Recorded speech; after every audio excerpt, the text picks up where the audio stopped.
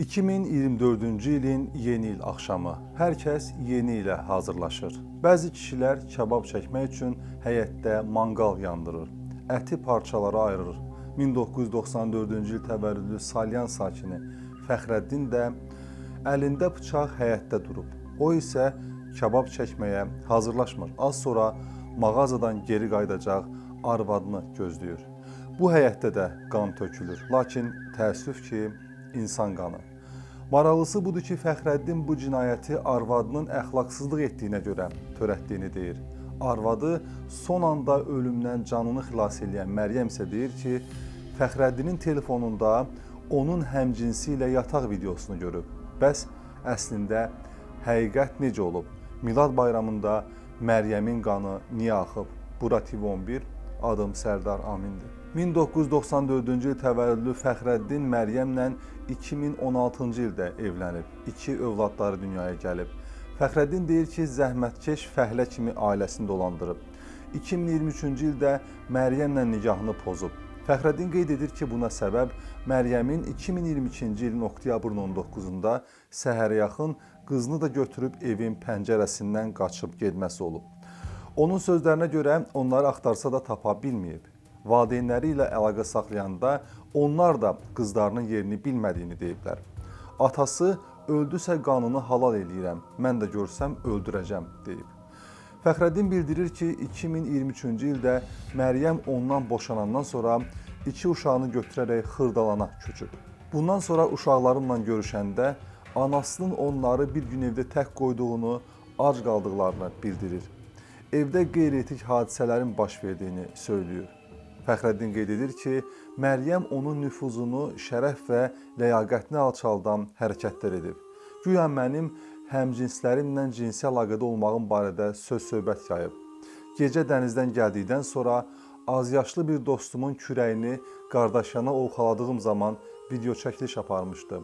Bütün bunlar böhtandır. Fəxrəddinin ifadəsinin davamına diqqət etmədən onun həyat yoldaşı Məryəmin məhz bu haqda ifadəsi ilə tanış olaq. Məryəm deyir ki, 2022-ci il oktyabrın 8-də Fəxrəddinin mobil telefonunda öz həmcinsi ilə intim əlaqədə olduğu videonu görüb.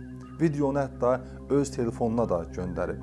Oktyabrın 14-də oğlumun 5 yaşını qeyd etdik və 5 gün sonra qızımı götürərək evdən çıxdım və birlikdə Bakıya getdik. Bəs hadisə nə vaxt, niyə, harda baş verib? Həqiqət nədir? Məsələnin niyəsi və necəliyi barədə Fəxrəddin ayrı, Məryəm ayrı cür danışır. Hadisə deyəndə biz məhz Fəxrəddinin Məryəmi bıçaqlamasını nəzərdə tuturuq. Fəxrəddin deyir ki, 2024-cü il dekabrın 31-də keçmiş arvadı Məryəm onlara gəlib. Uşaqlarla görüşüb. Bir qədər sonra qızımla mağazaya getdilər. Həyətdə quş təsərrüfatı olduğundan kardon qutu kəsmək üçün əlimdə bıçaq həyətə çıxdım. Həyətə düşəndən sonra darvazadan maşın səsi gəldi. Çölə çıxanda Məryəmlə qızımın taksidə gəldiklərini gördüm. Məryəm taksinin ödənişini elədi, sonra səs-küy salmağa başladı. Dedi, sənə deməmişəm ki, gözümə görünmə. Yaxşı kişi olsaydın, namusunu təmizləyərdin, məni öldürərdin. Mən isə ged atan namusunu təmizləsin dedim. Ona evə bu şəkildə gəlməməyi bildirəndə ünvanıma söyüş işlətdi. Döş qəfəsinə əlindəki bıçaqla cızma kimi xəsarətlər yetirdim. Məryəm özü isə beton parçası ilə özünə xəsarət yetirdi. Əlimdəki bıçağı yerə atanda qırıldı. Qırılmasaydı belə onu vurmayacaqdım. Bunları Fəxrəddin deyir. Bəs Məryəm nə deyir? Məryəm isə bildirir ki, Fəxrəddinin telefonundakı həmcinsi ilə videosunu gördükdən sonra Bakıya gedib. Lakin Fəxrəddin təhdidləri bitməyib. Fəxrəddinin atası da cinayətkardır. Ayağında elektron qolbaq var. Zərərçəkmiş şəxsin ifadəsinə görə boşandıqdan sonra dırnaq və saç qaynaq ustası kimi çalışıb. Onun sözlərinə görə 2024-cü ilin 17-18 iyun tarixlərində uşaqları məktəbə başlayacaqları üçün qaynatasına təhvil verib.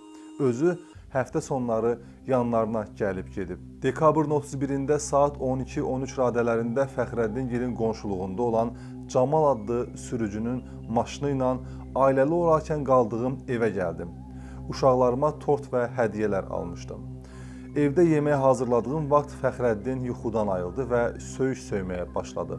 Ona evdə uşaqlar olduğunu bildirdim. O isə əksinə səsini yüksəltdi. Daha sonra atası ilə dava eləməyə başladı. Sonda atası əlini sinəsinə vuraraq dedi ki, kişiliyin çatırsa öldür, durmuşam arxanda. İçəri girərək zarafatla kimi öldürürsünüz, yenə məndən danışırsınız deyə bildirdim. Sonra qızımı götürərək bazarlıq üçün Salyandakı supermarketə getdim. Məryəmin sözlərinə görə bazarlıq elədikdən sonra qızı ilə taksiyə evə qayıdır. Fəxrəddin həyət qapısının qarşısında dayanmışdı. Qızımızı içəri ötürdü, paketləri içəri qoyandan sonra qapını çöl tərəfdən bağladı və bu nə geyimdir, geyinmisən deyə mənə irad tutdu. Əynindəki paltarları göstərərək qapalı geyindiyimi dedim.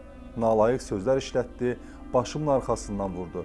Zərbənin təsirindən yerə yıxıldım. Bıçaqla boyun və ürək nahiyələrimə xəsarət yetirməyə başladı.